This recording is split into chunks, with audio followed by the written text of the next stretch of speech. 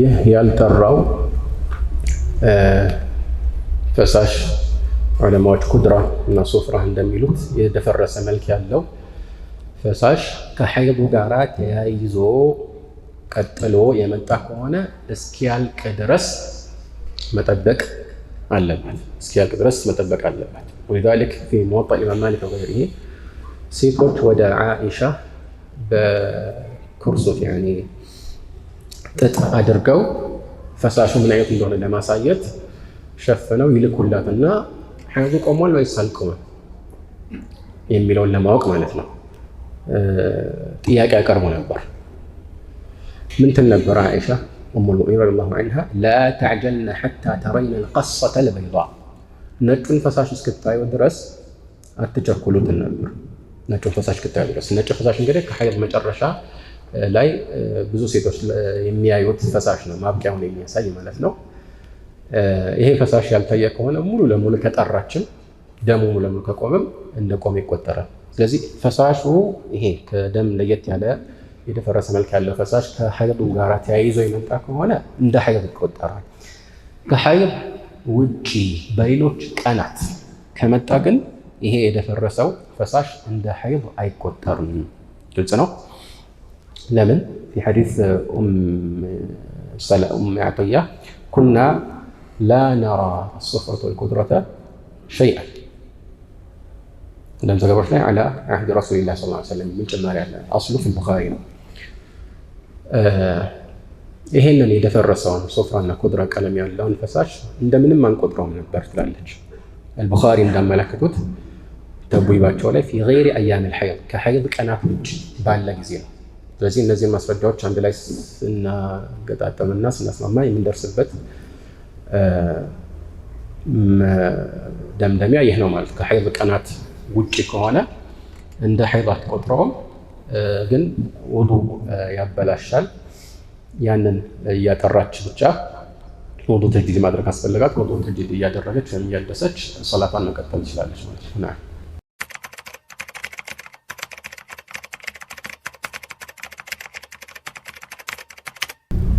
ከዚህ በፊት በነበሩት ዓመታት ደርሶ ነበር አልነበረም የሚለውን በሚያጠራጥር መልኩ እርግጠኛ ካልሆነ አልአስሉ በራአቱ ዚማ ግዴታ አለብህ የምንለው እርግጠኛ ሲኮን ማለት አጠራጣሪ ነገር ከሆነ ወደ አስሉ ነው የምንመለሰው። አስሉ ደግሞ ያው ዘካ ያልነበረበት መሆኑ ነው። ግን ይህንን ሲያስብ ለራሱ ማድላት የለበትም።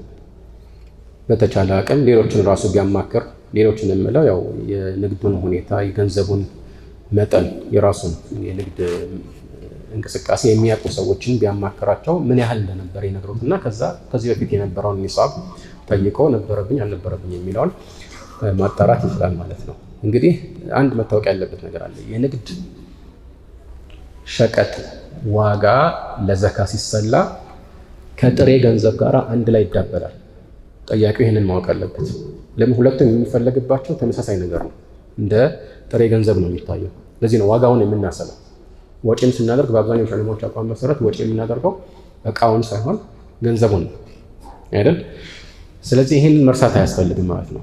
ከጥሬ ገንዘብ ጋር አንድ ላይ ተዳብሎ ተነምሮ ነው ኒሳብ ደርሷል የሚባለው እና አልፎ ሊሆን ስለሚችል ይህንን ማሰብ ያስፈልጋል። ነገር ግን እንደ ምክር የሚሻለው አጅርም ስለሚያገኝበት ያው ያለፉትን ዓመታት የነበሩትን ካፒታሎች አስበው የዛን 1/4 ወጪ ማድረጉ ከጥርጣሬ ለመውጣት ይረዳዋል። ተጨማሪ ማድረጉ እሱን አጅሩን ይጨምራል። ፈመን ተጠወዐ ኸይረን ፈሁወ ኸይሩን ለህ እንደሚለው ፈመን ተጠወዐ ኸይረን ፈሁወ ኸይሩን ለህ ወመን ተጠወዐ ኸይረን ፈኢነ አላህ ሻኪሩን ዐሊም። እና ኸይርን የጨመረ ሰው አላህ ሱብሓነሁ ወተዓላ አመስጋኝ ነው ማለት ምንዳውን ጨምሮ የሚሰጥ ነው ማለት ነው። ስለዚህ ምንዳውም ይበዛለታል፣ ገንዘቡም ይባረክለታል። እና ከጥርጣሬ መውጣት ይህንን ቢያደርግ ተመራጭ ነው ማለት ነው። ወላሁ አዕለም።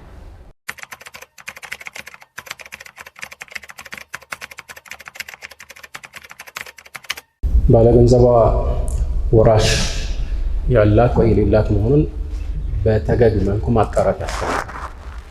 በመሰረቱ ለእሷ የሚገባ ሐቅ ነበር፣ ግን እሷ ከሞተች ይህ የወራሽ ሐቅ ይሆናል።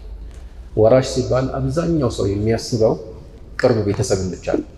ልጅ፣ ወንድም፣ አባት እናት የመሳሰሉትን ብቻ ነው እንደ ወራሽ የሚያስበው። ግን ቅደም ተከተል ቢኖረውም በሸሪዓ ወራሾች በጣም ብዙ ናቸው፣ ይቀጥላሉ። ዝምድናው እስከቀጠለ ድረስ ቅድሚያ የሚወርስ ወይ ሐጅብ የሚያደርግ በስተኋላ የሚመጣውን የሚጋርድና የሚወርስ እስከሌለ ድረስ ወራሾች ያው ብዙ ሊሆን ይችላል። ለምሳሌ ያጎት ልጅ ይወርሳል።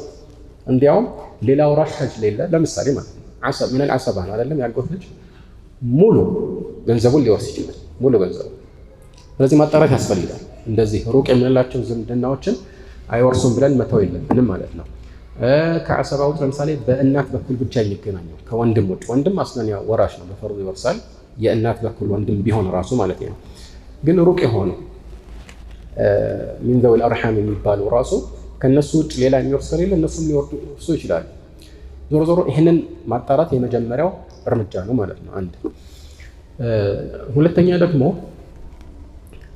ይህንን ገንዘብ የምትከፍለው በፊት በነበረው ምንዛሬ ነው ወይስ ዛሬ ባለው ምንዛሬ ነው ከተባለ አስሉ ያው ዛሬ ባለው ምንዛሬ። በመሰረቱ እኮ የተበደረችው ነው መክፈል ያለበት። 60 ሪያል ነው አይደል ጥያቄው ላይ የሚለው። ያንን 60 ሪያል ነው መስጠት ያለበት። አንድ ብድር ወይም ዕዳ የሚከፈለው በዛው ዕዳው ወይም ብድሩ በውል በታሰረበት የገንዘብ አይነት በመሰረቱ እሱ ነው። ስለዚህ 60 ሪያል በመክፈል ፋንታ ያንን 60 ሪያል ዛሬ መተካት የሚችልን ሌላ ካረንሲ መክፈል ይፈቀድላታል። አስቀድሞ መዋዋል አይቻልም። አስቀድሞ ማለት በብድር ጊዜ ሪያል አበድረኝና ብር ልክፈልህ፣ ዶላር አበድረኝና ብር ልክፈልህ፣ ብር አበድረኝና በዶላር ልክፈልህ አይቻልም። ለምን? ምንዛሬ ይሆናል። ምንዛሬው ታሳቢ ተደርጎ የተፈጸመ ውል ከሆነ ምንዛሬ ደግሞ መስፈርቶች አሉት። አንድ መስፈርት እጅግ መሆኑ ግልጽ ነው።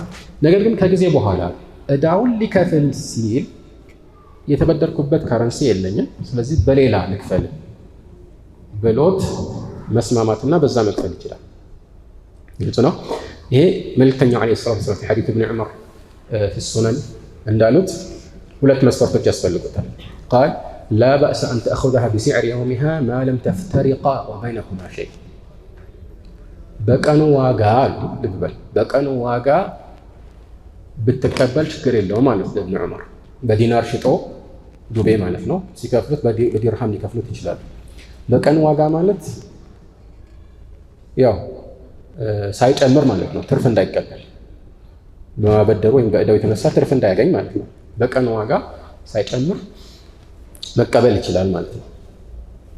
ስለዚህ በቀን ዋጋ ማለት በሚከፈልበት ጊዜ ማለት ነው፣ በሚከፈልበት ጊዜ ማለት ነው። طيب ሁለተኛው መስፈርት ምንድነው? لا بأس أن تأخذها بسعر يومها ما لم تفترقا بينكما شيء። በመካከላችሁ የሆነ ነገር እያለ እስካልተለያያችሁ ድረስ ማለት ሙሉ ለሙሉ መክፈል ያስፈልጋል። አሁን በሪያል ነበረ ዕዳው፣ በቃ አሁን ልከፍለው ስመጣ ወይም ልከፍለው ስል አሁን ለጊዜው ለምን በብር አልከፍልህም ስለው አሁን አዲስ ምንዛሬ እየተዋዋልን ነው። ስለዚህ አሁን እጅ በእጅ መሆን ስላለበት ምን አለ መልእክተኛው፣ በመካከላችሁ የሆነ ነገር እያለ እንዳትለያዩ ማለት ሙሉን አሁን ከፍለ መጨረስ አለብን። በሌላ ነገር የምትከፍለው ከሆነ ለምሳሌ 30 ሪያሉን አሁን የ30 ሪያል ምንዛሬ አሁን ልስጥህና የተቀረውን ነገ ልስጥህ አይቻልም። ሙሉ ለሙሉ መክፈል አለብን ማለት ነው። ግልጽ ነው አይደለ? ዞሮ ዞሮ ያው መልዛሹ ምንድነው? በብር ከሆነ የምትከፍለው እቺ ሴት አሁን ዛሬ መጀመሪያ ስላልተዋዋሉ ችግር የለው ማለት ነው። 60 ሪያሉን በመክፈል ፋንታ በዛ ፋንታ በብር ልክፈል ካለች በምትከፍልበት ጊዜ ያለውን ዋጋ ነው የምታሰላው ማለት ነው። ይሄን ነው የምታሰላው። ሌላው አላህ ፊት ትሰጭኛለሽ ያለችውን በተመለከተ ማለት ሐቄን ጠይቅሻለሁ ማለቷ እዚህ ላይ ያስፈራታል ወይ? ምናልባት ያለ አግባብ አዘግይታባት ከሆነ መክፈል እየቻለች አዘግይታባት ከሆነ ናም ከባድ ነው። የሰው ሐቅ ቀላል አይደለም። ዕዳ በተለይ ደግሞ በጣም ከባድ ነው። መልእክተኛው ዓለይሂ ሰላቱ ወሰላም ከዕዳ በተለያዩ አጋጣሚዎች ያስጠነቅቁ ነበር። ሐታ በአላህ መንገድ ላይ ህይወቱን ያጣ የተሰዋ ሰው ሁሉ ነገር ይማርለታል ካሉ በኋላ ኢለ ደይን አሉ፣ ከዕዳ በስተቀር። ስለዚህ የዕዳ ጉዳይ ቀላል አይደለም። በተቻለ አቅም አፋጥኖ መክፈል ያስፈልጋል ማለት ነው። እና ያንን በማድረጓ ጥፋተኛ ከሆነች ያው ያንን ለማካካስ አንደኛ እስትግፋር እና ተውበት ማድረግ፣ ሁለተኛ እሷን ያው አሁን ይቅርታ ማስባል ባትችል ለቤተሰቦቿ ተጨማሪ መልካም ስራ ብትሰራላቸው፣ ውለታ ብታበዛ፣ ሰደቃ ብትሰጥላት ሰደቃ ለሞተ ሰው ስለሚቻል ማለት ሙስሊም እስከሆነ ድረስ ለሞተ ሰው ብሎ አጅሩ ለሱ እንዲደርስ ብሎ ሰደቃ ማውጣት በሁሉም ዑለማዎች ስምምነት ይቻላል። ያንን ብታደርግላት ኢንሻአላህ ያንን ጥፋቷን የሚያካክስላት ይሆናል ማለት ነው።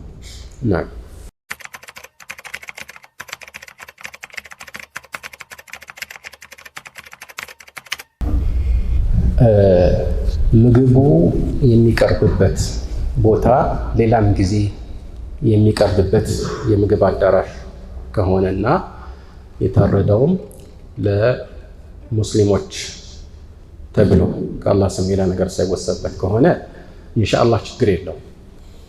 ነገር ግን በዓሉ ላይ መሳተፍን የሚያስከትል ለምሳሌ እዚህ ቦታ ኑና እንብላ፣ ለእናንተ ያው የሙስሊም ምግብ እናዘጋጃለን፣ ግን በዓል ስለሆነ እንዲህ አይነት ከዚህ በፊት ያልተለመደ ቦታ ላይ ተሰባስበን እንብላ ቢሏቸው ይሄ በዓሉ ላይ መሳተፍ ስለሚሆን ይህን ማድረግ አይፈቀድም ማለት ነው። ይህን ያልኩበት ምክንያት አንዳንድ ሰሓቦች ከዓኢሻ ከአቡ ሰዕለባ እና ከሌሎች እንደተወራው በካህዲያን ወይም ሙስሊም ባልሆኑ ሰዎች በዓላት ላይ ያው መገኘት እንደማይቻል ሁሉም ይስማማል። ግን እነሱ የሚያመጡትን ስጦታ መቀበል ይቻላል ወይ በሚለው ጉዳይ ላይ ከስጋ ውጭ ያለ ነገር ካመጡ ተቀበሉ የሚል ፈትዋ ከሰሓቦች ተላልፏል። ለምን በዓሉ ላይ አልተሳተፍኩም፣ እነሱ ናቸው ይህንን ነገር የላኩልህ ወይ አምጥተው ቤቱ የሰጡት ማለት ነው። ግን እነሱ ከስጋ ውጭ ያሉት ከምን አንጻር ነው? ያኔ አስለን ያው የራሳቸውን ስጋ ራሱ ሐታ የአህለል ኪታብ ያረዱትን በተመለከተ ከአላህ ስም ውጭ ሌላን ከጠሩበት መብላት ይቻላል አይቻልም የሚለው ውዝግብ እንዳለ ሆኖ ግን በበዓል ላይ የሚያርዱት ለሆነ ውስን ዓላማ ስለሆነ ያንን አብዛኛው ዑለማዎች አይቻልም በጥቅል ሐታ የአላህ ስም ባይጠራበትም ማለታቸው ለበዓላቸው ለሚያርዱት በብዛት ያው የሆነ ከአላሁ ሌላ ከማምለክ ጋር የተያያዘ እርድ ስለሚሆን ማለት ነው። ግን ይሄ የሙስሊም ስጋ ከሆነ ሙስሊሞች ያረዱት ስጋ ስለገዙት ሐራም አይሆንም፣ እነሱ ስለገዙት ሐራም አይሆንም በራሱ ማለት ነው። እና ስለዚህ ስጋ ሲያመጡ የእነሱን ስጋ አይደለም ያመጡት የሙስሊሞችን ስጋ ነው አምጥተው ሌላ ጊዜ በሚበሉበት ቦታ የሰጧቸው እና በዚህ መልኩ ከሆነ ወላሁ አዕለም ይቻላል ማለት ነው።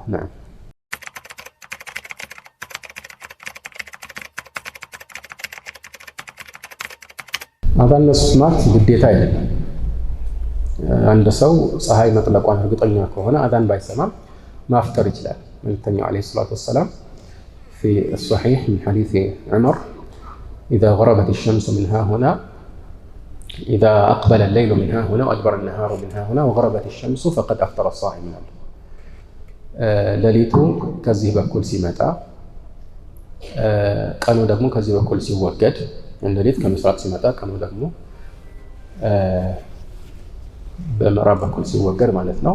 ፀሐይ ስትጠልቅ አሉ እንግዲህ ጾመኛ አፍጥሯል ማለት የሚያፈጥርበት ጊዜ ደርሷል ማለት ነው። ስለዚህ አዛን መስማት የግድ አይደለም። ነገር ግን አንዳንድ ጊዜ መስጂድ ውስጥ ለምሳሌ ሰው ተሰብስቦ በሚጠብቅበት ሁኔታ አንዳንዶች ሰዓታቸውን ያዩና ወይ ደግሞ ስልካቸውን ያዩና በቃ ሰዓት ደርሷል ብለው ወዲያው ይበላሉ። ሰው ግራ ይጋባል በዚህ ጊዜ ማለት ነው። ይሄ ተገቢ አይደለም። ከሰው ጋራ መመሳሰል የሚያስፈልግባቸው ሁኔታዎች አሉ እና ሰውን ግራ ከማጋባትና የአዛኑንም ሰዓት አስመልክቶ ሰዎች ላይ ጥርጣሬ ከመጫር የሚሻለው ምናልባት አንድ ደቂቃ አይሞላም አንዳንድ ጊዜ እና እንዲህ አይነት ነገሮችን አስመልክቶ አዛን መጠበቁ ነው የሚሻለው ማለት ነው እንጂ እንደ መሰረት ያው ግዴታ ሆኖ አይደለም።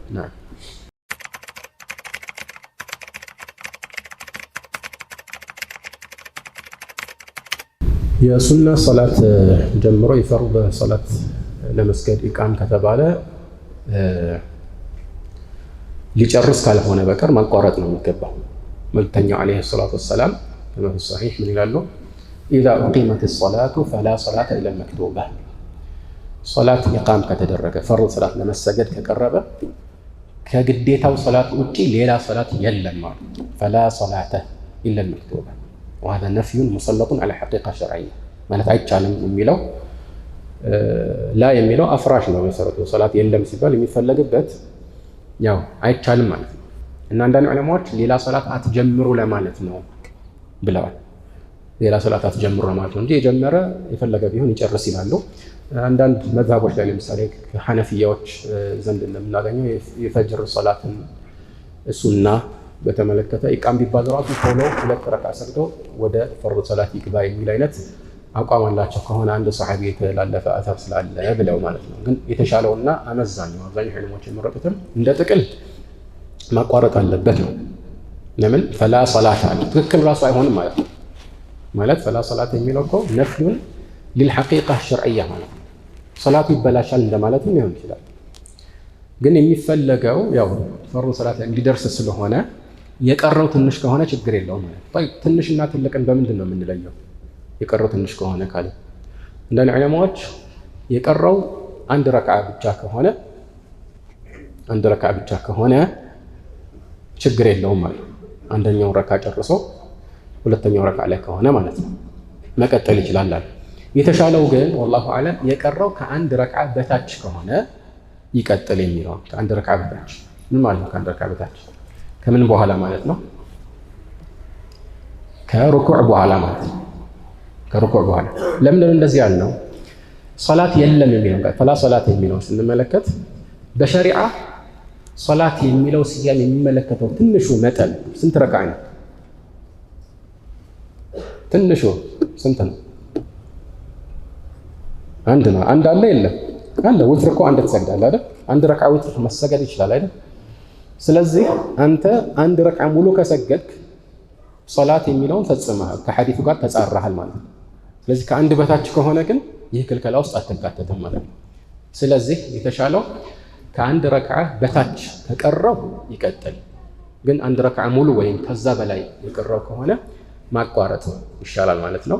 ሲያቋርጥ ማሰላመት ያስፈልገዋል ወይስ አያስፈልገውም? ኺላፍ አለው በዑለማዎች መካከል። ሁለቱም ያስኬዳል። ግን አንዳንድ ዑለማዎች ቢያሰላምት የተሻለ ነው የሰገደውን ያክል አጅር እንዲያገኝ ይላሉ። ግን ይህንን የሚያሳይ ግልጽ ማስረጃ አናውቅም። ወላሁ አዕለም። ስለዚህ ዝም ብሎ መውጣት በንያ ብቻ ዝም ብሎ መውጣትም ይችላል ማለት ነው።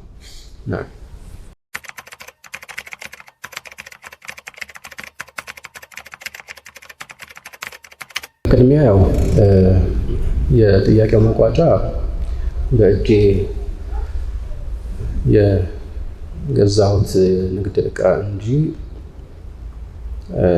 ጥሬ ገንዘብ የለም እና ዘካ አለብኝ ወይ ነው። ግን እኔ ለማንኛውም ብዬ 50 ሺህ በየዓመቱ አወጣ ነበር ነው። እነዚህ እቃዎችን ከባንክ እየወሰደ እሱ እያተረፈ ይሸጥ ከነበረ እንደ ንግድ ሸቀጥ ዕቃ ነው የሚወሰዱት እና ልክ እንደ ማንኛውም ነጋዴ እነኚህን ነገሮችን ያሰላቸዋል በሚሸጥበት ወይም በአጠቃላይ የገበያ ዋጋ ያሰላና ከዛ ያው ገንዘብ ካለው ከሱ ጋር ደምሮ 1/40ኛውን ወጪ ያደርጋል።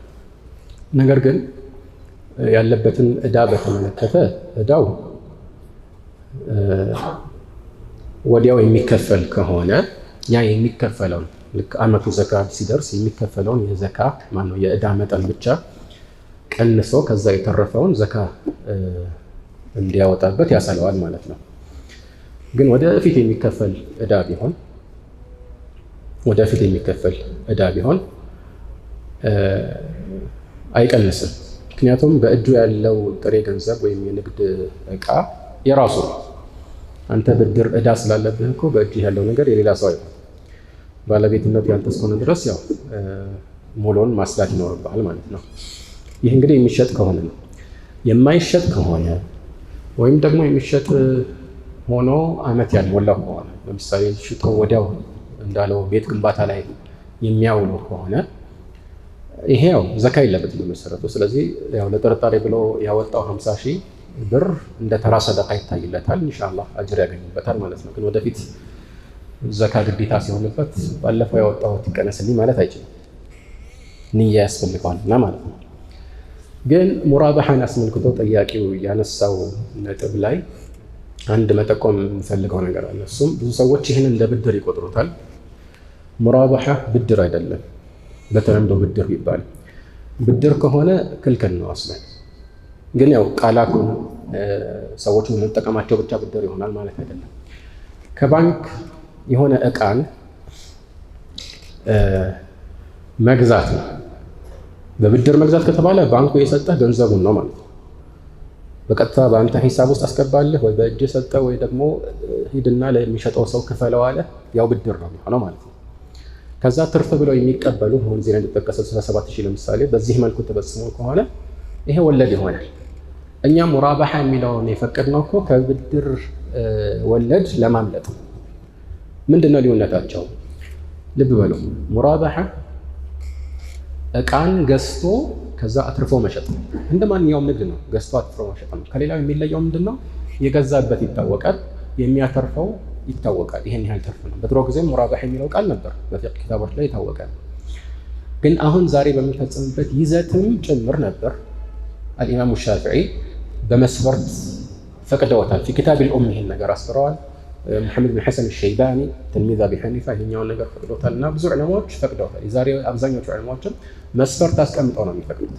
ለምን? ቅድም ወደ ጠቀስነው የብድር ወለድ እንዳይሸጋገር ማለት ነው። ብዙ መስፈርቶች መጥቀስ ይቻላል፣ ግን ወደዚህ እንዳይገባ ማገጃ የሚሆኑ ሁለት መስፈርቶችን እንጥቀስ። አንደኛ ባንኩ እቃውን የራሱ አድርጎ በይዞታው ስር ካስገባ በኋላ ነው መሸጥ ያለበት ማለት ነው። ስለዚህ ተመልክ ያስፈልጋል። ለምን? መልእክተኛው ዓለይሂ ሰላቱ ወሰላም የሐዲስ ሐኪም ብን ሒዛም ምን አሉት? ላ ተቢዕ ማ ለይሰ ዒንደክ፣ ላ ተቢዕ ማ ለይሰ ዒንደክ قال يأتيني الرجل يسألني البيع ما ليس عندي أبتاع له من السوق ثم أبيعه قال لا تبيع ما ليس عندك እኔ ጋር የሌለን እቃ ይመጣልና አንድ ሰው ይጠይቀኛል። ከዛ እኔ ልክ እንደራሴ ነገር እሺ ብዬ ያው ከዛ ከሌላ ሰው ገዝቼ ብሸጥለት ሲል ምን አሉ መልእክተኛው ዓለይሂ ሰላቱ ወሰላም አንተ ዘንድ የሌለን አትሸጥ። ማ ለይሰ ዒንደክ ማለት ያንተ ይዞታ ውስጥ ያሌለን ነገር እንደራስህ አድርገህ አትሸጥ ማለት ነው። ግልጽ ነው። አትሸጥ ማለት ነው ሰለም ካልሆነ በስተቀር። ሰለም ደግሞ ሙሉ ክፍያ አንደኛ መከፈል አለበት፣ ሁለተኛ ደግሞ በቀጠሮ ነው። ለምሳሌ የዛሬ ወር እንደዚህ አይነት እቃ መውሱፍ ፊልም ሙአየን የሆነ ይሄኛው እቃ ተብሎ ሳይሆን እንዲህ አይነት ተብሎ ተገልጾ ከወር በኋላ ከ6 ወር በኋላ ከዓመት በኋላ በዚህ ቦታ ላይ ታቀርብልኛለህ ቢለው መስፈርቱ እስከተሟላ ድረስ የሰለም መስፈርቶች አሉ። ያኔ ይፈቀዳል፣ በእጁ ያኔ ባይኖርም ማለት ነው። ለምን? መውሱፍ ፊልም ነው። ግን አሁን የሚሻሻጡትን ነገር አስመልክቶ እሱ ዘንድ የሌለ ነገርን መሸጥ አይችልም። ሰዋኡን አካነ ሙዐየነን አም ካነ መውሱፈን ፊ-ዚማ በትክክለኛው ቀውል ማለት ነው። ጥቅል በሆነ ምክንያት እንዲህ አይነት እቃም ተባለ ወይም ይሄኛው ተብሎ የከሌን እቃም ጠቆሙት የሚሆን ሁሉም አይቻልም። ላ ተቢዕ ማ ለይሰ ዒንደክ። ግልጽ ነው። ስለዚህ ባንኩ አስቀድሞ ምን ማድረግ አለበት? የራሱ ማድረግ አለበት። ግልጽ ነው አይደለም? ይህንን የሚጻረሩ ነገሮች ደግሞ እንዳይኖሩ ሌላ ሁለተኛ መስፈርት እናስቀምጣለን። ምንድነው እሱ? ይህ ደንበኛ ወደ ባንኩ መጥቶ እንዲህ አይነት እቃ እፈልጋለሁ፣ ያንን እቃ ከገዛችሁልኝ እኔ እንደምገዛችሁ ቃል እገባለሁ ሲል ይህ በቃል ኪዳንነት ብቻ ያጠረ መሆን አለበት። ያኒ አላ የኩን አልወዕዱ ሙልዚመን ማለት ነው። ወዕዱ ሙልዚም መሆን የለበትም፣ አስገዳጅ መሆን የለበትም ቃል ኪዳኑ። ለምን? ቃል ኪዳኑ አስገዳጅ ከሆነ ውሉ ተፈጸመ፣ ያው ተሸጠ ማለት ነው አይደል? ምን ለውጥ አለው ማለት? አሁን አንተን እየሸጥንልህ አይደለም፣ ግን በኋላ እቃውን ካመጣን ከመግዛት ውጭ ሌላ አማራጭ የለህም ካሉት ያው ሸጡለት ማለት ነው። ለውጥ የለው አማራጭ ከሌለው ማለት ነው። የሚፈለገው አማራጭ እንዲኖረው። طيب እዚህ ላይ ውሉ እንትኑን ቃል ኪዳኑን አስገዳጅ የሚያደርጉ ስልቶች አሉ። ለምሳሌ ቅድመ ክፍያ ክፍል 15% መጀመሪያ ላይ ክፍል ይላል። የታለ እቃውን የራሳችሁ ሳታደርጉ ነው እንዴ ቅድመ ክፍያ የሚከፍል? አሁን ቃል ኪዳን ብቻ ውሉ የግብይቱ ውል የሚታሰረው መቼ ነው? እቃውን የራሳቸው ካደረጉ በኋላ እንደ አዲስ ነው የሚዋዋሉት። አሁን መጀመሪያ የተፈራረሙት ዝም ብሎ ቃል ኪዳን ብቻ ነው፣ ችግር የለውም እንደ ቃል ኪዳን ብቻ። በኋላ ነው መፈራረም የሚችለው። ግልጽ ነው። በዛ መልኩ ከሆነ ነው የሚፈቀደው። ኢማሙ ሻፊዒ ያልኳቸው ኪታቡል ኡም ላይ በግልጽ ይህን ነገር አስፍረዋል። ኺያር ሊኖረው ይገባል ሁለተኛው ላይ ማለት ነው። ሁለተኛው በይዕ ላይ ማለት እነሱ ከገዙት በኋላ አስገዳጅ አይሆንም፣ የመተው መብት አለው ማለት ነው። ይህ ሲባል እንዲህ አይነት የፋይናንስ ድርጅቶች ባንኮች ይሰጋሉ። እንደዚህ ከሆነማ እንከስራለን ይላሉ። እቃ ገዝተን ከሌ ገዛናል ብለን ተስፋ አድርገን እቃ ስንገዛ ምናልባት ሀሳቡን ቢቀይር እኮ እኛ እንከስራለን ይላሉ። አዎ መልሶ ምንድነው? እንዲህ አይነት ስጋት መኖሩ ሐላል መሆኑን ያሳያል። ለምን ንግድ እንዲህ አይነት ስጋት አለ የለው? ንግድ መሆኑን ያሳያል። ብድር አይደለም ማለት። ብድር ምንም ስጋት የለውም። አንዴ ካበደርኩ ያንን የሰጠኸውን ገንዘብ አንተ በምንም መልኩ ብታጠፋው ሐታ ልክ ልትከፍል ስትል ከእጅሽ ሌባ መንጭቆ ቢሮጥ እኔ አይመለከተኝም። ሐታ በሸሪዓ ማለት ነው መضሙን على كل حال ያን የደክ የድ ضمان ብድር መከፈል አለበት። በቃ ኃላፊነቱ ያንተ ነው ማለት ነው። ግልጽ ነው። ስለዚህ ስጋት የለውም። ለዚህ ነው ብዙ ጊዜ ከሪስክ ውጭ ነፃ የሆኑ ነገርን የሚመርጡት። ሪስክ መኖሩ ሁሌ ሳይሆን በእንዲህ አይነት ሁኔታ ላይ ሪስክ መኖሩ ሐላል መሆኑን የሚያሳይ ነገር ነው። አንድ ሁለተኛ ደግሞ ሪስኩን ለመቀነስ መፍትሄ አለ። ብዙ ጊዜ እነዚህ መፍትሄዎች እንገልጻለን፣ ግን ተግባራዊ አያደርጉም للاسف። ምንድነው መፍትሄው? ያንን እቃ ከመጀመሪያው ሻጭ ሲገዙት ኺያር ሸርጥ ማስቀመጥ ይችላል። ኺያር ሸርጥ ማለት ይህንን እቃ ገዝተን በሆነ የተገደበ ጊዜ ለምሳሌ በ3 ቀን በሳምንት ውስጥ ወይ በ10 ቀን ውስጥ ምንም ነገር ባይፈጠር ችግር ባይኖርበት ራሱ የመመለስ መብት አለ። በዚህ ሸርጥ ወይም መስፈርት ነው የሚያዛህ ይላል። ግብይቱ ተፈጽሟል፣ ገዝተውታል፣ ግን የመመለስ መብት እንዳላቸው ያሰፍራሉ ማለት ነው። በእርግጥ እነሱ ገዢው ብቻ ሳይሆን ሻጮም ራሱ ይህን መስፈርት መስጠት ይችላል። ይሄ ኺያር ሸርጥ ይባላል። በኢስላም ተፈቅዷል ሁሉም ዘንድ። ገደቡን አስመልክቶ ነው ኺላፍ ያለው። ይሄንን ቢያስቀምጡ መፍትሄ አለው የለው ማለት ይሄ ደንበኛው ይሄን እቃ ካመጣችሁ እገዛለሁ ያለው ሀሳቡን ቢቀይር ወዲያው ይመልሱታል ማለት ነው። በቃ ደንበኛችን ሀሳቡን ቀይሯል አለ። ግልጽ ነው። አልሙሂም በትክክል እንዲያው ጊዜ ላለመፍጀት ሐላል እንዲሆን ከተፈለገ ይሄ ኢስላሚክ ፋይናንስ ማለት ትክክለኛ ንግድ መሆን አለበት። በንግድ የምናውቃቸው መስፈርቶች መሟላት አለባቸው። ያኔ ከብድር ወጥቶ ንግድ ይሆናል ማለት ነው። ግልጽ ነው። ናም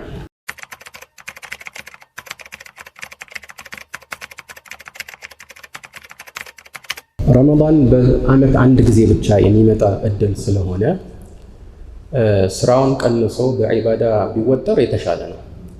ኢላ ይህንን ስራ በመቀነሱ ኃላፊነቱ የሚጎድልበት ማድረግ የሚገባውን እና ማስተዳደር የሚገባውን አካል የሚጎዳ ካልሆነ በስተቀር ማለት ነው። ይህን በማድረጉ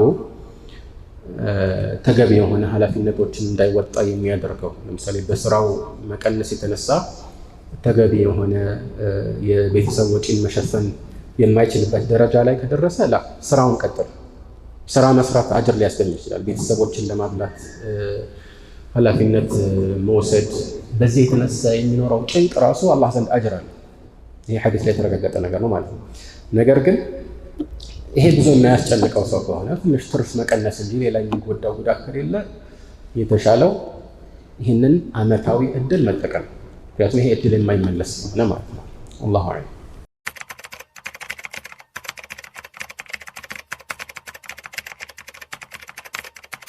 المهم يا القرآن لا الله مرسول ستونال قال ووصينا الإنسان بوالديه حملته أمه وهنا على وهن وفصاله في عامين أن اشكر لي ولوالديك إلي المصير وإن جاهداك على أن تشرك بي ما ليس لك به علم فلا تطعهما وصاحبهما في الدنيا معروفا.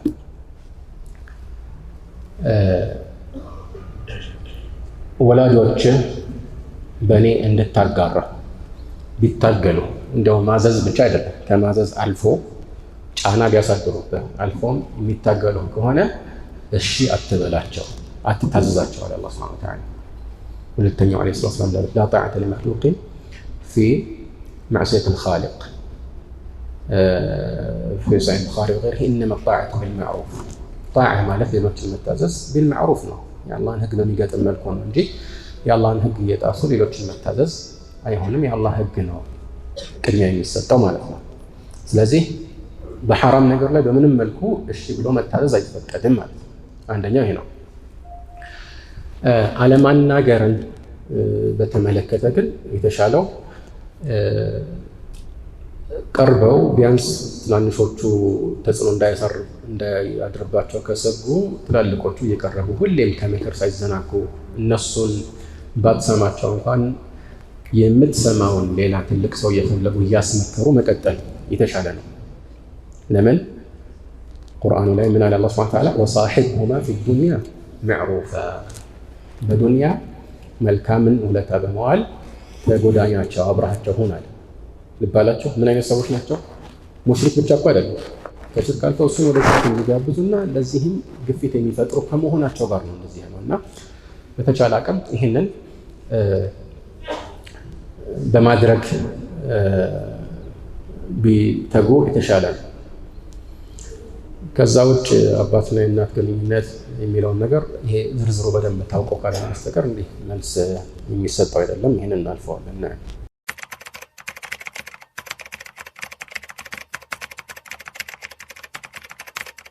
طيب አንዲት ሴት ኢሕራም ውስጥ ከገባች በኋላ ሐይድ ቢመጣባት ያው እናታችን አይሻ ረዲየላሁ ዐንሃ እንድታደርግ መልእክተኛው ያዘዋትን ነገር ነው ማድረግ የሚጠበቅባት ማለት ነው። መልእክተኛው ዓለይሂ ሰላቱ ወሰላም ለእናታችን አይሻ ምን አሏት? ኢፍዐሊ ማ የፍዐል አልሐጁ ገይረ አላ ተጡፊ ቢልበይት አሏት።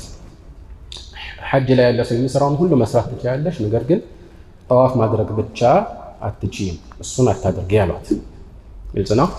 እና ያለው አማራጭ ከጠዋፍ በፊት እንግዲህ ከመጣባት ኢሕራም ካደረገች በኋላ ከጠዋፍ በፊት ከመጣባት ሐይዱ እስኪያልቅ መጠበቅ።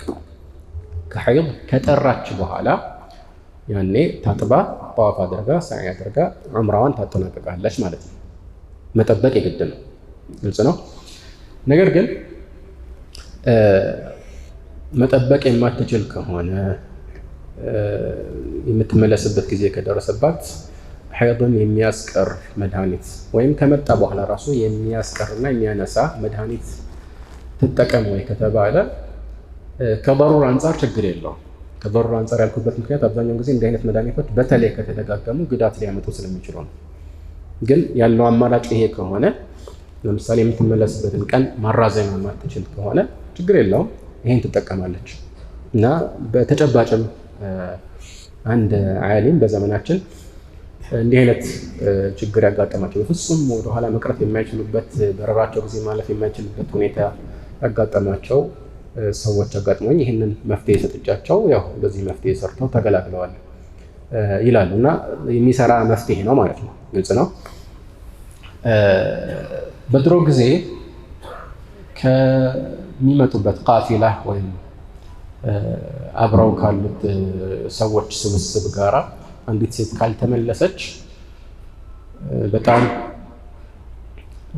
ችግር ሊፈጠርባት ይችል ነበር እና በዛ የተነሳ ዑለማዎች ተጨናንቀው፣ ግን ያ ከመሆኑ ጋር የፈለገ ቢሆን ትጠብቃለች። ያው ኢሕራም ውስጥ ሆና ነው የምትጠብቀው። ሐታ ወደ ሀገሯ ብትሄድ ራሱ ሙሕሪም ነው የምትሆነው ብለው ነበር፣ በተለይ ሐጅ ላይ ማለት ነው። ግልጽ ነው። ያው ከእሷ ጋር ሰዎች መጠበቅ ከቻሉ መጠበቅ ነው። ልክ መልእክተኛው ዓለይሂ ሰላቱ ወሰላም ሐፍሳን አስመልክቶ እንዳሉት ማለት ነው። ሐይድ ላይ እንዳለች ሲነገራቸው ቃል አሐዲሰቱና ሂ ልታስቆየን ነው ልታስቀረን ነው እንዴ ያሉ መልእክተኛው። አይ ያኔ እኮ ከሰዎች ጋር ጠዋፍ አድርጋ ነበር ማለት ጠዋፍ አልወዳዕ ነው እንጂ የቀረብ ጠዋፍ አልኢፋዳ ሩክን የሆነው ጠዋፍ ያኔ ፈጽመዋለች ሲባሉ ፈልተንፊር ይላል። እንግዲህ ስለዛ ከሆነ ትቀጥላለች። ጠዋፍ አልወዳዕ ሐጅ ላይ ነው ግዴታ የሚሆነው። እሱ ሐይድ ላይ ያለ ሴት ላይ ግዴታ ይሆናል ማለት መቀጠል ትችላለች። እሱ أمر الناس أن يكون آخر عهدهم بالبيت إلا أنه خفف عن المرأة الحائض إلى ابن عباس في صحيح البخاري. المهم ያላት አማራጭ በዋነኝነት መጠበቅ ነው። ሐይድ እስኪቀርና እስኪቆም ድረስ ከዛ በኋላ ትጨርሳለች። አይ ያንን ማድረግ አልችልም ካለች ይሄንን ነው የምታደርገው። እሱም መድኃኒት መጠቀም ማለት ነው፣ ማስቀረት። አለበዛ እንግዲህ ኢሕራም ላይ ያለች ነው የምትቆየው። ምክንያቱም ኢሕራም ውስጥ ከገቡ በኋላ ሱናም ቢሆን የታሰበው ሱና የሆነ ሐጅ ሱና የሆነ ግዴታ የሆነ ዑምራም ታስቦም ቢሆን አንድ ኢሕራም ውስጥ ከተገባ መሙላት ግዴታ ነው። ወአቲሙ ልሐጅ ወልዑምረተ ሊላህ ግዴታ ይሁን አይሁን ማለት ነው በመሰረቱ። ከዚህ አንጻር ነው እና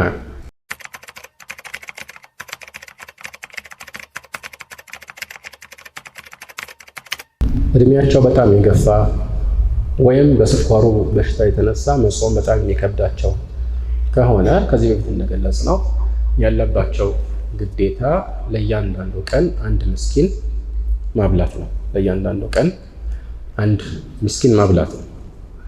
ይህንን ማድረግ የሚጠብቅባቸው። ቁርአን ላይ ወዐለ ለዚነ ዩጢቁነሁ ፊድየቱን ጠዓሙ ሚስኪን የሚለውን አንቀጽ አስመልክቶ አብዱላህ ብን ዐባስ ምን ይላሉ? ለይሰት ቢመንሱኻ ወኢነማ ሂየ ፊ الرجل الكبير والمرأة الكبيرة لا يستطيعان أن يصوما فيطعمان مكان كل يوم مسكينا ይላል። ይሄ አንቀጽ የተሻረ ሳይሆን በዚህ ይዘቱ እድሜያቸው ከፍ ያሉ ወንድ ሴትን የሚመለከት ነው። መጾም የማይችሉ ሲሆኑ ለእያንዳንዱ ቀን አንድ ምስኪን ያበላሉ ይላሉ። ይሄን አብዛኛው ዑለማዎች የፈረዱበት አቋም ማለት ነው። ለእያንዳንዱ ቀን አንድ ምስኪን ማብላት ብቻ ነው፣ መጾም አይችሉ። ስለዚህ ይህን ማድረግ ብቻ ይበቃቸዋል ማለት ነው። ነገር ግን ለባቸው የጤና እክል መጠነኛ ከሆነ ለምሳሌ ስኳር ያለበት ሰው ሁሉ የግድ መጾም አይችልም ማለት አይደለም። የስኳር በሽታ አንዳንድ ጊዜ ከተቆጣጠሩት ቢጾም አይጎዳም። እንደዛ ከሆነና ሙሉ ለሙሉ ወይም አብዛኛውን ጊዜ ማስታወስ ከቻሉ ይጾማሉ ማለት ነው። ግን ይህ የማስታወስ ችግሩ ከፍ ብሎ ለምሳሌ አልዛይመር እንደሚባለው አይነት ደረጃ ላይ ከደረሰ በዚህ ርዕስ ላይ ውዝግብ ቢኖርም በተሻለው አቋም መሰረት ምንም አይነት ግዴታ የለባቸው። ምንም አይነት ማለት ማብላት ራሱ አይጠበቅባቸው። ደረጃው በጣም ከፍ ካለ ይሄ ወዒ የላቸው ማለት ነው። ምንም አያስታውሱም። አንዳንድ ጊዜ ራሳቸውንም ስማቸውን ሊረሱ የሚችሉበት ደረጃ፣ ልጆቻቸውን ሊረሱ የሚችሉበት ደረጃ ከሆነ ምንም አይነት ግዴታ የለባቸውም ማለት ነው። በተለይ አብዛኛውን ጊዜ እንደዛ ከሆነ ግን ይሄ የመርሳት ችግር ሲባል ብዙ ጊዜ ትላልቅ ሰዎች የሚያጋጥሟቸው አይነት ጾመኛ መሆናቸውን ልክ ከበሉ በኋላ ትዝ የሚላቸው አይነት ከሆነ እየበሉም ግድ የለም ይቀጥሉ ማለት የጤና እክል ከሌለ መልክተኛው እንዳሉት ማለት ነው። መን ነሲየ ፈአከለ አው ሸሪበ ወሁወ ሷኢም ፈልዩቲመ ሰውመሁ ፈኢነማ አጥዐመሁ ላሁ ወሰቃሁ አሉ ከማ ፊ ሰሒሐይን ሐዲስ አቢ ሁረይራ። ጾመኛ ሆኖ ረስቶ የበላው የጠጣ ጾሙን ይሙላ፣ አላህ ነው ያበላው እና የጠጣው አሉ። አላህ በሆነ ምክንያት ፈቀደለትና በላ፣ ጾሙ አይበላሽም ማለት ነው። እና በዚህ መልኩ መቀጠል ይችላል ማለት ነው። አላሁ አዕለም።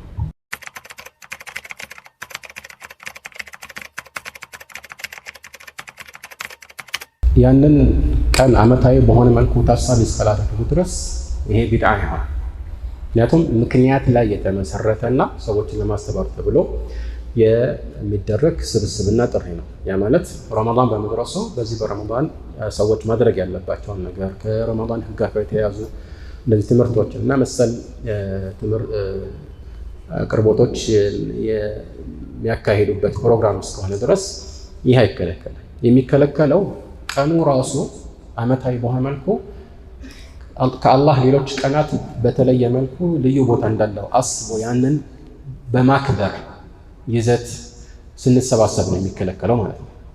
እና ተማሪዎች ደግሞ የሚፈጽሙት ይህን አይደለም። ያኔ ረመዳን ከመግባቱ በፊት ያው የዒባዳ ወር ስለሆነ ያንን አስመልክቶ ዝግጅት ለማድረግ ነው። መልእክተኛው ዓለይሂ ሰላቱ ወሰላም አንዳንድ ኹጥባቸው ላይ ይህን ያደርጉ እንደነበር ተወርቷል። ረመዳን መጣ እያሉ ማለት ነው። ግን ያው ሰነዱ ብዙ ጠንካራ አይደለም። ልክ እንደዚሁ ሌሎችን አዳዲስ ተማሪዎችን ለመቀበል ወይም ተመራቂዎችን ለመሸኘት የሚደረጉ ፕሮግራሞችም ኢንሻአላህ ችግር የላቸውም። የምርቃት ፕሮግራሞች እንደ ጥቅል ዝርዝር አፈጻጸሙን እንግዲህ አስመልክቶ ያው እንደ ሁኔታው ይታያል። ግን እንደ ጥቅል የምርቃት ፕሮግራሞች አንደኛ ቀናቱ ታሳቢ አይደረጉም። ሁል ጊዜ ለምሳሌ ሻዕባን ስንተኛው ቀን ላይ ይህን እናደርጋለን ለምን ቀኑ ያው የተለየ ግምት ስለሚሰጠው ብሎ ከሆነ ይከለከላል። ግን እንደዛ አይደረግም። ሁለተኛ ሰዎቹ ራሱ በብዛት የተለያዩ ሰዎች ናቸው። በየጊዜው የሚመረቁት ሌሎች ሰዎች ናቸው እና ዓመታዊ በሆነ መልኩ እያከበሩ ነው ራሱ አይባልም።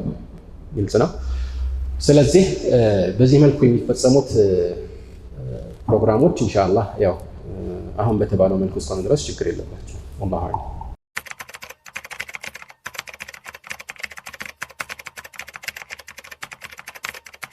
ለአካል ብቃት ስፖርትን መስራት የሚደገፍ ነው፣ ግን ድንበር ማለትም ተገቢ አይደለም። ማለት ሰውነትን ለመገንባት የቀኑን አብዛኛውን ጊዜ ወይም በጥቅሉ የሳምንቱን ወይ የወሩን አብዛኛውን ጊዜ መልፋት ይሄ ተገቢ አይደለም። ልክ ወሲላውን ዛይ አድርገው እንደሚያዝ ነው። የሰውነት አካል ብቃት ጥቅም አለው፣ ግን ጥቅም ያለው ለሌላ ነገር ተብሎ እንጂ ለራሱ ተብሎ አይደለም። ራሱ ግብ አይደለም ማለት ነው አይደለም። ስለዚህ በዚህ መልኩ ድንበር ማለፉ ከተሻሉ ነገሮች ራስን ማዘናጋት ነው የሚሆነው ማለት ነው። ያ ኻዲመ ልጅስም ከም ተሽቃ ሊኽድመትህ አትዓብተ ነፍሰከ ፊማ ፊህ ኽስራን አቅቢል ኢለ ነፍሲ ወስተክሚል ፈዳኢለሃ ፈአንተ ቢልሩሕ ላ ቢልጅስሚ ኢንሳን ወከማ ቃል ወይም ደግሞ አተጥልቡ ሪብሐ ፊማ ፊህ ኽስራኑ ይላል የመጀመሪያው ላይ እና ሰውነትን የምትንከባከብ ወይ ክስረት ያለበት ነገር ላይ ለምን ትለፋለህ? ዞር በልና ሩሕህንም ገንባ ይላል። ምክንያቱም ሰውን ሰው ያደረገው አካሉ ወይም ደግሞ ስጋው ብቻ አይደለም ማለት ሩሑን እና ለመንፈስ ቀለብም ብዙ መልፋት ያስፈልጋል ከአካል የበለጠ። ይህን ታሳቢ ማድረግ ያስፈልጋል። ግን የአካል ብቃት ተፈላጊ ነው። መልእክተኛው ዓለይሂ ሰላቱ ወሰላም አልሙእሚኑ አልቀዊዩ ኸይሩን ወአሐቡ ኢለላህ ሚነል ሙእሚኒ አልደዒፍ ብለዋል። ወፊ ኩሊን ኸይር ጠንካራ የሆነው ሙእሚን ከደካማው ሙእሚን የተሻለና አላህ ዘንድ ይበልጥ የተወደደ ነው። ግን ሁሉም ያው ሙእሚን እስከሆኑ ድረስ ኸይር አላቸው እና ድንበር ማለፍ አያስፈልግም ነው። ድንበር ማለፍ የሚለው ገለጻ ውስጥ ከሚገቡት ነገሮች አንዱ አሁን የተጠቀሰውን ስቴሮይድ መጠቀም ጉዳቱ እንዳለ የታወቀ ነገር ነው እና ምን ለማግኘት ነው? ይሄ ሁሉ ሰው እንግዲህ ራሱን ለአደጋ የሚያጋልጥ ነው። ቅድም ያልነው ድንበር ማለፍና ጊዜን ማጥፋት ራሱን የቻለ አንድ መጥፎ ገጽታ ሆኖ በተቃራኒው ደግሞ ጉዳት የሚያመጣ ነገርን በራስ ላይ እያወቀው መፈጸም በጣም ሞኝነት ነው የሚሆነው ማለት ነው። ግልጽ ነው እና ከዚህ አንጻር አይመከርም። ቢያንስ የተጠላ ነው የሚሆነው። ያው እንደ መጠኑ ሊለያይ ይችላል። በአንድ ጊዜ ብዙ መጠን ተጠቅሞ ራሱን ወይ በእርግጠኝነት ወይ በአመዛኝ ግምት ጉዳት ላይ የሚጥል ከሆነ ይከለከላል ያለምንም ጥርጥር ማለት ነው። አነስ ያለ ከሆነ ቢያንስ ይጠላል። ቢያንስ ነው እንግዲህ ያለ ይሄንን ማስመልክቶ ማለት ነው። እና ከእንዲህ አይነት ነገር መራቅ ተገቢ ነው። አብዛኛው የዚህ ነገር መነሻ እንግዲህ ዛሬ በኢንተርኔት የተነሳ ሰዎች ዓለም እንደ አንድ መንደር በመጥበቧ ብዙ ነገሮችን በማየታቸው እንደ ሕፃን ያዩትን ነገር መሞከር ይፈልጋሉ። በተለይ ከሆኑ ሀገራት የሚመጡ ነገሮች የተጣሩና የስልጣኔ ምልክቶች ተደርገው ስለሚታሰቡ በእንዲህ አይነት ወጥመድ ውስጥ ይገባሉ ማለት ነው። ይሄ ተገቢ ያልሆነ ተግባር ነው ማለት ነው።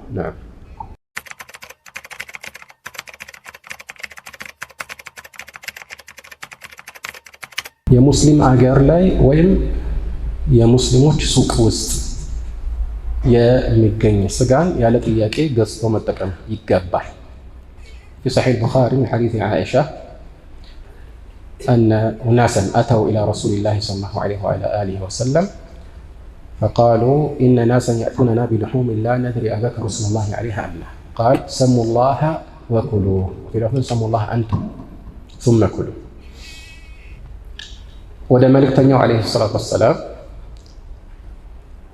የሆኑ ሰዎች መጡ። አንዳንድ ዘገባዎች ላይ አዲስ የሰለሙ ሰዎች ናቸው ወይም የጠየቁት ስለ አዲስ ሰዎች ነው።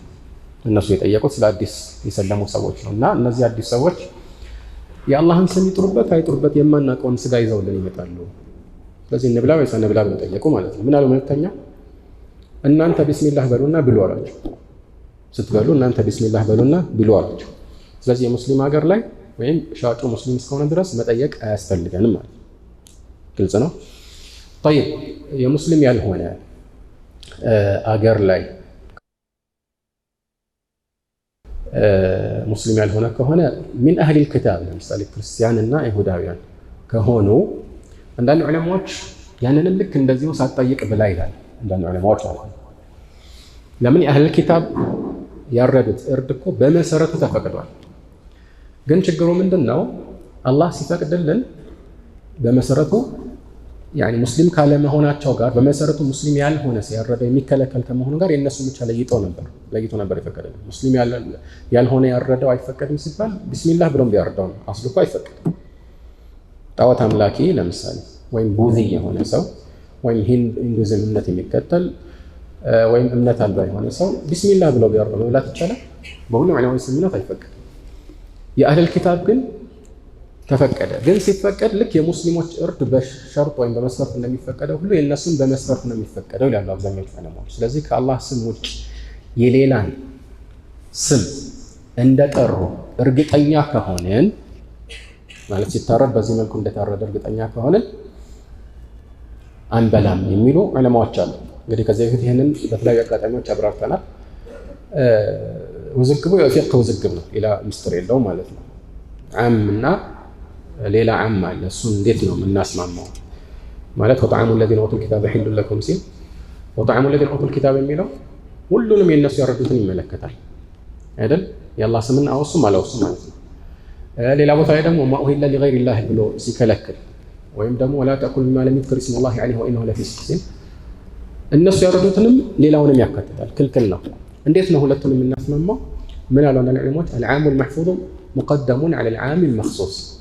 ተኽሲስ ብዙ ያልገባበት ከተኽሲስ የተጠበቀ ጥቅል ቃና ያለው ዓም የሆነ ነስ ተኽሲስ ከገባበት ከሌላኛው ይቀደማል። በዚህ መሰረት ብዙ ተኽሲስ ያልገባበት ይሄ አትብሉ የሚሉት ትዕዛዛት ናቸው እንጂ የእነሱ የሚለው ለምሳሌ ጥያቄ ላይ እንደቀረበው እንደኛ በትክክል ሳይሆን አንገቱን ሰብረውት ወይ በጭንቅላቱን መተውት ቢያመጡ የአህል ኪታብ ስለሆነ እንበለዋለን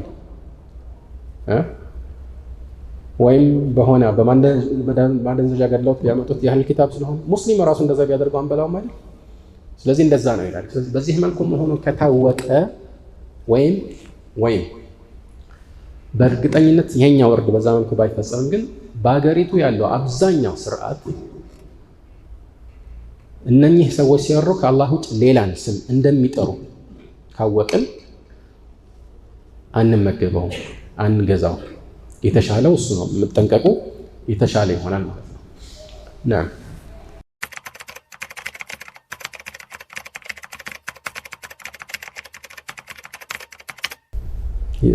የባንክ ብድር እድል እንደሚያመቻች ተረድቻለሁ ይላል። እንግዲህ ያው የተለመደ የወለድ ብድር ከሆነ እንደማይፈቀድ ግልጽ ነው። ይሄ ማብራሪያ የሚያስፈልገው ግልጽ ነው። ነገር ግን ከወለድ ውጭ ከሆነ ይፈቀዳል። ማለትም ሌሎች ከኢስላም ጋር የሚጋጩ ነገሮች በውስጡ ካልታጨቁበት ይፈቀዳል ማለት ነው። እና እንደ ጥቅል ግን ጠያቂው ወንድማችን ያነሳውን ነገር አስመልክቶ ምላሽ መስጠት አንችልም። አንዳንድ ቦታዎች ላይ በትክክል ከወለድ ነፃ በሆነ መልኩ ለአንዳንድ ሰራተኞች ቤት እንዲገነቡ ወይም የሆነ ነገሮች እንዲገዙ የሚመቻች ብድር ሊኖር ይችላል እና እሱን ነው ማጣራት ያለበት። አብዛኛውን ጊዜ እንደዚህ በዘመናችን ያሉ የፋይናንስ ስራዎችን በተመለከተ ያ ደንበኛ የተዋዋለበት ወይም ለሱ ግብይት ወይም መስተጋብር የሚሆን የባንኩን ውል ካላየን በስተቀር በብዛት ምላሽ አንሰጥም። እንደየቦታው ሊለያይ ስለሚችል ማለት ነው። በጥቅሉ በተለምዶ የምናውቃቸው ነገሮች ቢኖሩም ግን ውሉን ካየን በኋላ ይሄ ነገር ይሆናል አይሆንም የሚለው መልስ መስጠት የሚችለው ማለት ነው። لأن الحكم على الشيء فرع عن تصوره። በአንድ ነገር ላይ ፍርድ ሲሰጥ ያንን ነገር ከመገንዘብ የሚመለጭና በሱ ላይ የሚገነባ ስለሆነ ማለት ነው። የዛሬ ፕሮግራማችንን በአላህ ፈቃድ እዚህ ላይ እናበቃለን። ከዚህ በኋላ የሚሄድበት ሌላ አስቸኳይ ፕሮግራም ስላለኝ እንጂ እስከ ዙህር ድረስ መቀጠል እንችል ነበር። እንግዲህ የሰጠናቸውን ምላሾች በተመለከተ በትክክል ከአላህ ሕግ ጋር የሚገጥሙ ከሆነ ፈልሐምዱሊላህ ይሄ አላህ ተውፊቅ ነው። ስህተትም ካለ አላህ እነኚህን ስህተቶች እንዲምርልን እንማጸነዋለን። هذا والله أعلى وأعلم وصلى الله وسلم وبارك على عبده ورسوله محمد وآله وأصحابه أجمعين.